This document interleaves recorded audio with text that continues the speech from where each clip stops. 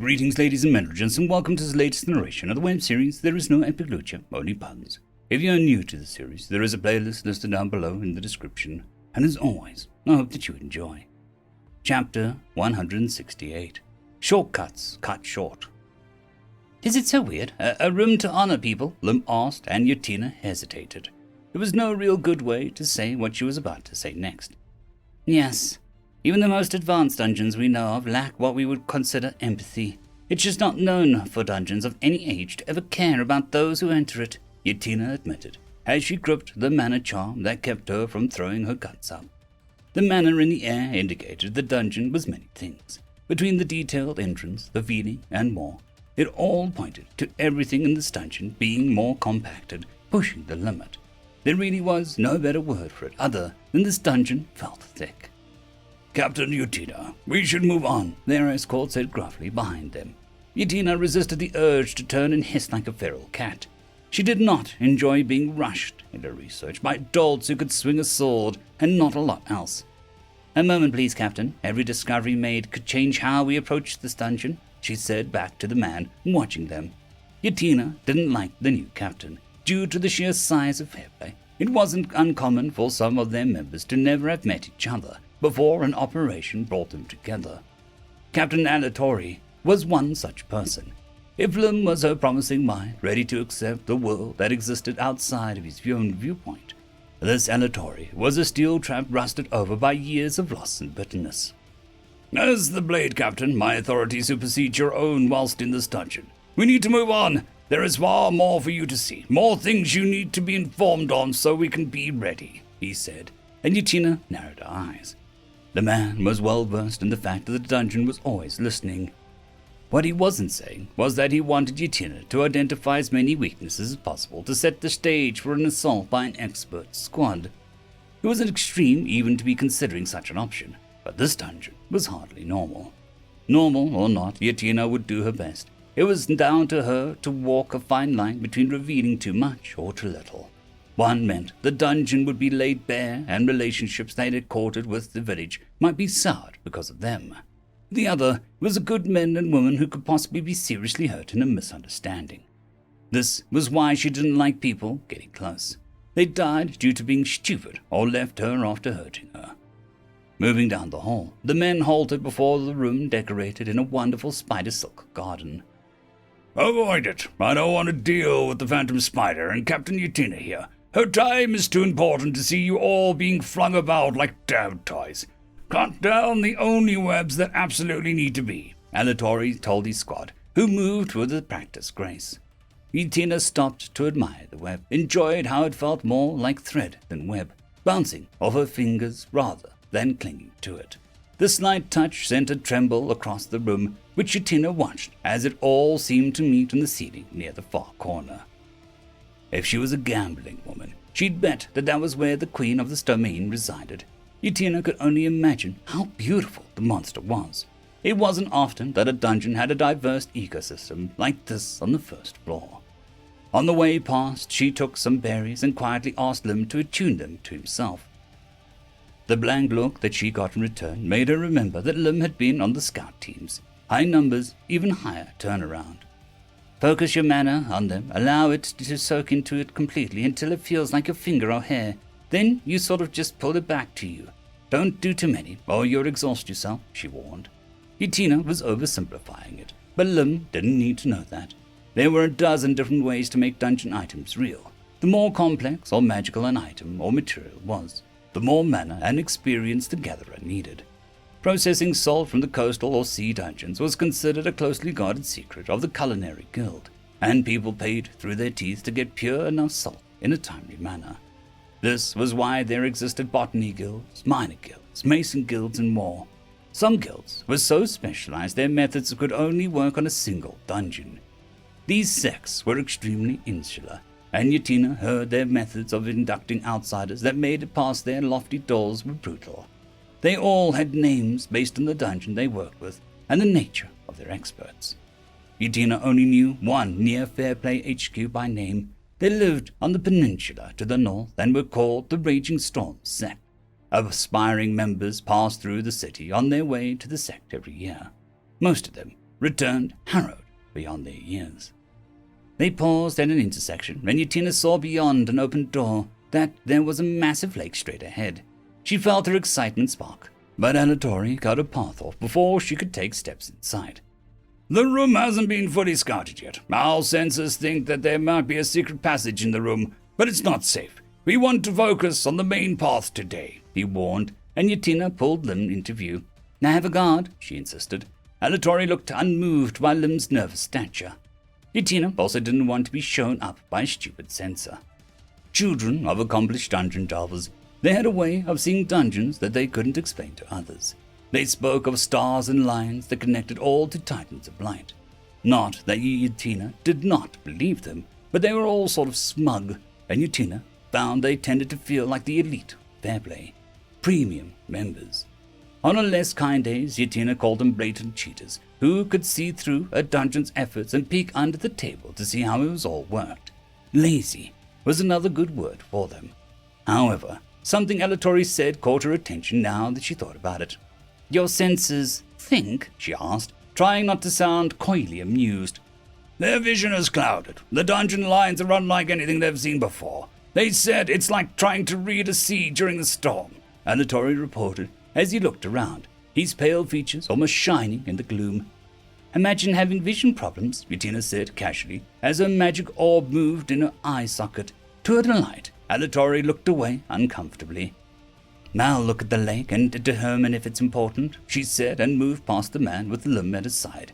She tapped on the side of her head. Come on, little guy, time to earn your rent, she muttered, getting a confused look from Lun. Her eye was a bit of a clunky thing. Still, she couldn't complain when it let her see things that she would never have seen otherwise.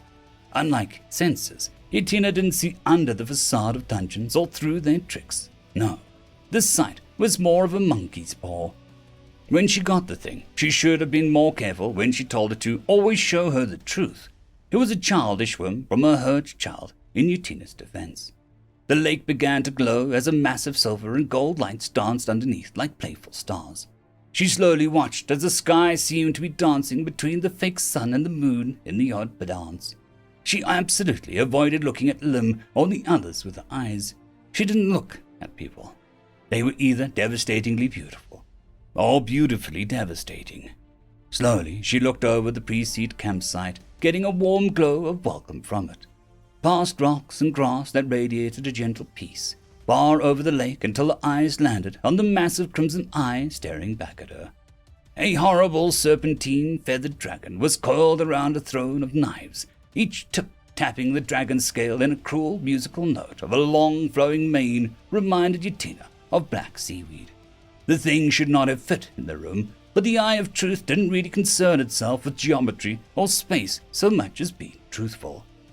Slowly, the creature spread its wings, and a glint of silver flashed around its head, showing a crown woven in the shape of talons clasped together.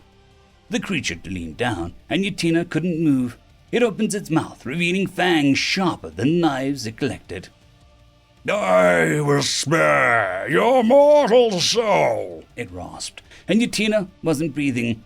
For that knife on the boy's leg, it finished in an almost honking purr. The magic of the eye died down, and she was left staring across the lake at a much smaller duck. However, Yatina calmly accepted that she was staring at a potential superboss hidden in plain sight, and looked at Lim's knife, holding it aloft. A knife for our safe passage, she croaked. Captain, Alatori whispered, concerned as he moved to cover her with his sword half drawn. I swear to whatever god you believe in, that if you upset that duck, I will lock you in here with it after I run, Yatina hissed, her magical eye flashing. Alatori gaped, then took 3 steps back. Putting the knife down on the nearby rock, she watched the creature as it weighed the offering from across the lake. Yatina knew that such a paltry distance meant nothing to the duck. "Rah," it announced, and buried its head into its wing to go to sleep. Her heart started beating again. Safety. Yatina needed to order a crate of knives from Fairplay. She needed to study this creature, with its permission, of course. Her scientific soul was in heaven. This could be the legendary dark drake, a species thought only to rise up every 1,000 years in migration when the demon world aligned with their world. The trail of destruction left behind them was said to be the stuff of legends. How was it here? It took incredible mana and magic to summon something so powerful. How did anyone summon a dark drake? Quiz paused as he looked down at a bunch of fair play people getting grifted by Grim.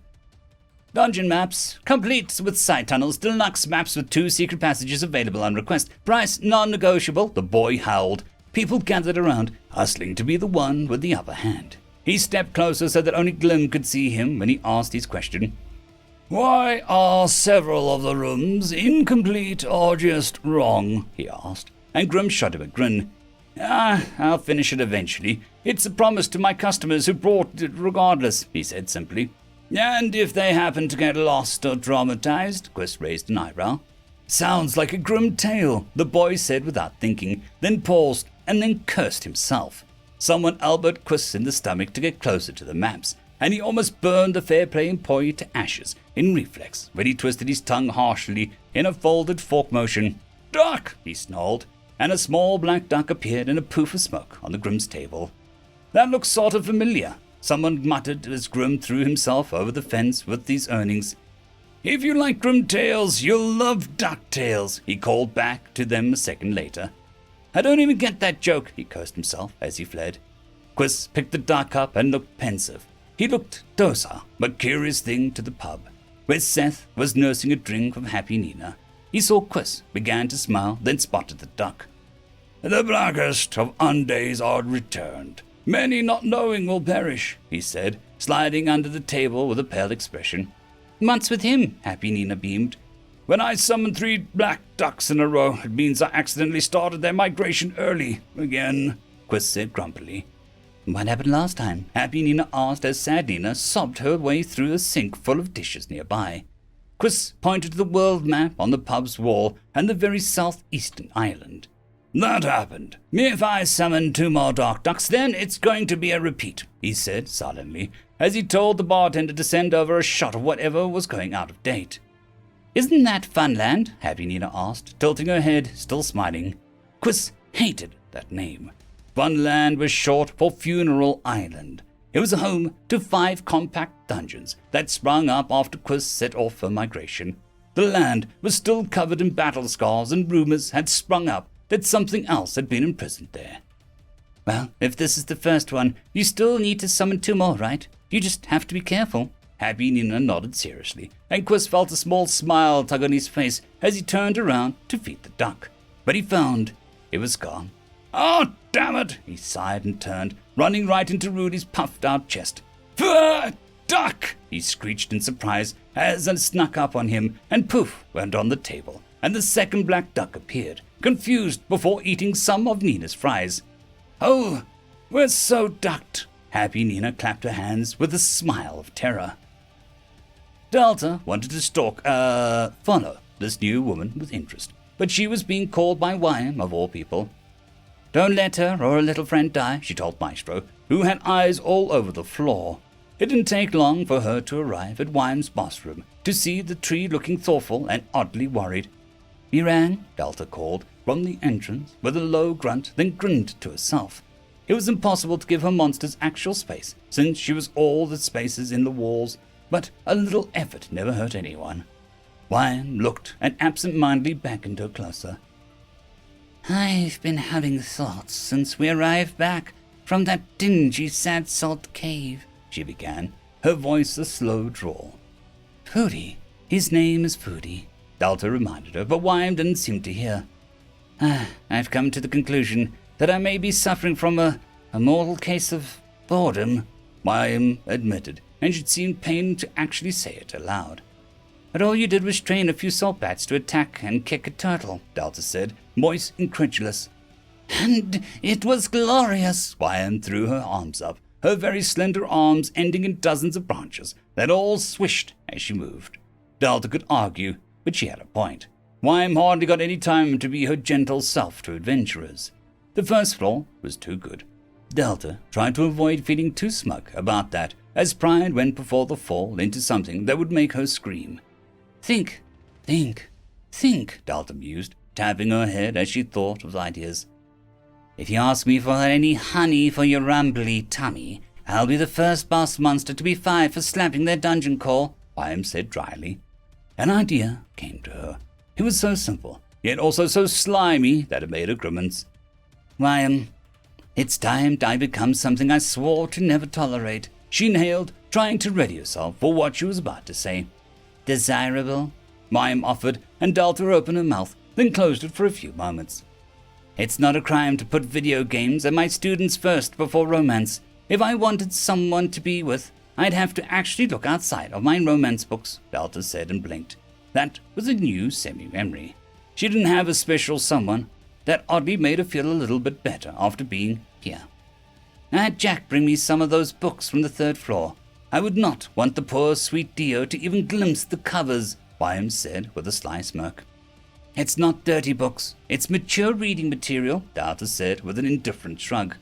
Mature was books 1 to 3, that one series. Deviant came into the picture from books 4 to 19, Wyam said, and she sounded like she shamelessly read through them all in one sitting.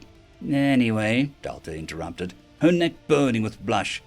What if I open up Quee's entrance? It gets past Remy's circus to the outside, she explained, and Wyam frowned, turning serious as she turned the idea over. Dangerous. We cannot risk the Honourable Sir Fran being simply skipped, Wyam said, sounding more concerned about her darling knight than any of the actual 1st floor. I agree, but if the entrance fee is something that even Fairplay might balk at paying, a ticket that's only gets cheaper every time you reach Fran's room, and even cheaper if you win, Delta suggested. The price would have to be something that even they wouldn't risk losing out on, Wyam said, bending her knees to sweep low to the ground. Delta blinked and then began to smile as something occurred to her. Captain, you shouldn't, Lim said, and Yatina pulled her head out of the mud, filling the room with a blink. Lim, this mud is amazing. It's rich in helpful minerals and perfect temperature for usage on skin, she proclaimed, making him infuse a jar of the stuff so she could take it back to her lab to study. It's mud. She's mucking around like a pig, someone muttered in the group behind them. Lim turned with anger in his eyes, but Yatina touched his arm.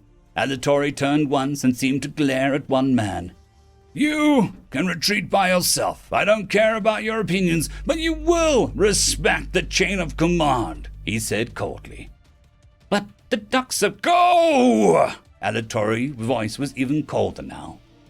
I'm no fainting damsel, Alatori. I can take a mean comment from a nobody meathead, Yatina said as she stood up, wiping her face of the wonderful mud.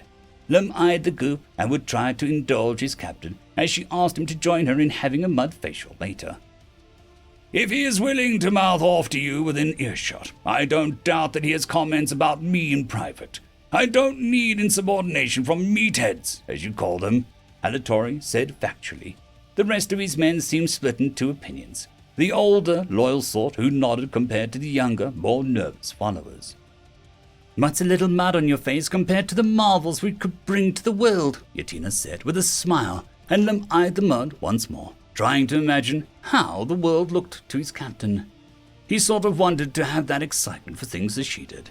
The dungeon began shaking, and everyone made rough groups of 3, spreading out as much of the room and corridor allowed. What's going on? Lim called, and Yatina steadied him with one hand as the shaking slowly subsided. Did it form a new floor? One of the blades called in alarm. There was no mana search. We'd all be in our butts if there was a new floor, Lim called, and Yatina shot him a bright smile to show her happiness that he was already picking up her lessons. Lim flushed and tried not to grin like an idiot in return. We're leaving. I'm taking no risks, Alatori commanded, and there was no argument from Yatina, which must have meant that it was serious. Leaving felt too quick, as if the dungeon was helping them hurry along. As the group fled the entrance to regroup with the waiting Fairplay members, they all came to a stop as something rose into the air far in the forest behind the dungeon. At first, it was just a pillar of orange mana that spiked into the sky until it began to take a shape of a tree line. Impossible, Yatina whispered aloud, in such a way that her excitement and grin were just as hard to ignore. The orange mana faded until a solid large tree, far bigger than any around, loomed like a giant in the distance. The tree had a strange curve to it, not anything a storm would have caused. but if Yatina blurred her eyesight just a little, it looked like a woman blowing a kiss to the world. A barely visible path encircled the tree, weaving in front and out of dangerous brambles that overgrew the ground all around the base. Yatina insisted she be a part of the first expedition, and Alatori was too shaken to disagree. He, too, knew what it meant for this dungeon to have a second entrance of sorts. Approaching the tree wasn't hard, but one wrong path or misstep had people buried up to their thighs in wicked thorns that sometimes grazed, sometimes nicked. Only the truly hasty got stabbed by them. Halfway up the tree, roughly where a heart would be on a vaguely human-shaped tree, was a round wooden room built into the tree itself. A massive set of double doors greeted them with an intricate carving of a smiling woman holding them closed, with her arms all curved around the wood itself. In sunlight, the woman might have been charming or approachable, but in the setting sun, her smile took on an edge as wicked as the thorns that grew all around them. There was a sort of basin set next to the middle of the room with roots and branches growing up to keep it locked in place. The wine room looked old but clean. Yatina was having a fan herself with a fresh notebook at all she was seeing. She nearly cracked the spine when she saw the inscription by the basin.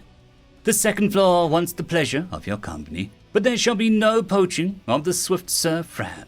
To use this entrance, one must test themselves repeatedly against the first floor, each lap lowering the price of entry," Yatina whispered as she wrote this all down. The writing curved along the rim of the basin, so she had to start pacing around in sync with her words. "For those who have not even tried, the price is simple. You," Yatina stopped cold and stared for a long moment, her mouth dropping open. The words glinted back at her, unmoving and unashamed. "Return in 1 year and be assigned to a dungeon of Delta's choosing as a contract," Yatina finished. The rest of the group froze at the announcement. "It can't enforce that," someone said, and around that basin symbols began to appear. The universal sign of a dungeon core, a glowing circle, that strange thick-sided triangle. She bent down and allowed her eyes to gaze at the symbol. Utter protection, safety, and determination. "McCann, if you use this basin, your soul will enter a contract that you won't be breaking without the help of an archmage and a few others," she warned. "Who would pay that?" someone demanded, and there was a noise as someone entered the space. "Excuse me," a young boy said with an unnaturally serious face. He had a sword in his hip, and despite his smaller stature, he had an aura of power. He walked in, and to Yatina's shock, he put his hand in the basin without warning, causing the statue of the smirking woman to peel her arms back and the heavy doors to open. There was a strange billowing white mist obscuring the other side to Yatina, and likely any who had yet to pay the price. "Who are you?" Yatina asked, getting a bit worried about the youth in this town. "Alpha," he said slowly, as if listening to someone coming from the tunnel. He eyed Yatina with more attention than anyone else. "Do you know what you just paid?" one of the blades hissed, fear on his face. The boy known as Alpha looked at him with an indifferent expression. "Nothing. The price is for those yet to beat the first floor or make serious attempts. I've been to the third floor already." "I have a free pass," he said simply, and there was a thick silence that followed that statement. "You're just a boy," a large man said, looking furious at the statement. Alpha shrugged and turned away. "This dungeon just wants to lure children in to feast on them. You're being used by a heartless demon," the man spat. The boy paused, then lowered his hand that he was raising to the mist gate. The air in the room changed, and even Yatina, who had no core, could feel the whispers of magic picking up. Yatina had to apologize for Fairplay's rude behavior when the boy turned, his calm eyes taking on a hard edge. He pulled his sword free and buried it in front of the gate, the tip sliding into the floor like a hot knife through butter. "Pull this free, and I'll personally vouch for you and allow you to avoid paying the price. Fail, and the sword will bar you from ever using this entrance, no matter how many times you complete the first floor," he said, his tone firm. The scout swaggered forth and put his hand on the pommel and pulled. Nothing happened. Yatina watched with both deep curiosity and disbelief as the man turned red from the effort as he lifted with his knees in both hands. Her eyes said the sword hadn't been enchanted. It was just that heavy. The scout fell back, his hands red and blistered from the sheer raw tugging he had done. 3 of the scouts tried to lift it together, but it still didn't bulge. Yutina shot Alpha a look, and her eye returned a confusing sight. She was willing to risk looking at someone to get some answers. He was a human being, but there was something beyond strange with his self. His core wasn't just in his chest, deep inside, but it was like his flesh and core had been perfectly merged. Potential could form at any point of his body. No part of Alpha was left untouched, and the sight was beautiful. If fair play and his core armaments were a harrowing hacking of the self into a morbid tool, Alpha was evolution of self, a being in sync with the concept of potential. The boy reached forward, and his power, contained tightly like a coiled spring, lifted his sword easily and turned to leave. "Wait," Yutina called, and Alpha paused before looking back. "You can visit the dungeon and ask to be shown around. Doubt I wouldn't lie or even need to. You'd be safe and you'd like it," he said finally, and walked through the mist. The white swirling barrier rippled once before the doors closed behind him. Yutina stared for a while before an odd thought crossed her mind. An extremely evolved dungeon happened to befriend what Yutina was sure was the world's most evolved human being. That couldn't be a coincidence. "Tricks, just tricks," the scout from earlier told himself as he stared at his hands. Yutina knew that once reports made their way back to HQ, she might not be allowed to continue to study the dungeon, and it could be handed over to a more senior researchers. The idea made her feel dread. There was too much happening here, and she would be damned if some stuffy old guy got a miracle. "Captain," someone yelled as Yutina turned to the basin and slammed her hand into it. Now she had the whole year to study this dungeon and her ties to it. After that, she would get to see how this contract business worked. If her sister did it, then Yutina supposed it had to have some massive benefit. Study dungeons, stick it to the smug senior staff, understand her sister, and keep herself involved in all the things. Yutina was quite proud of how many birds she was killing with one stone. From the basin, black thorns made of ink and mana rushed up her arm and into her chest, where her core would be, nestling deep in the remains like a warm snake. The contract failed to find purchase, going dormant seconds later, meaning Yutina had found a massive loophole in the system. But she didn't really have to tell anyone about that, especially her bosses.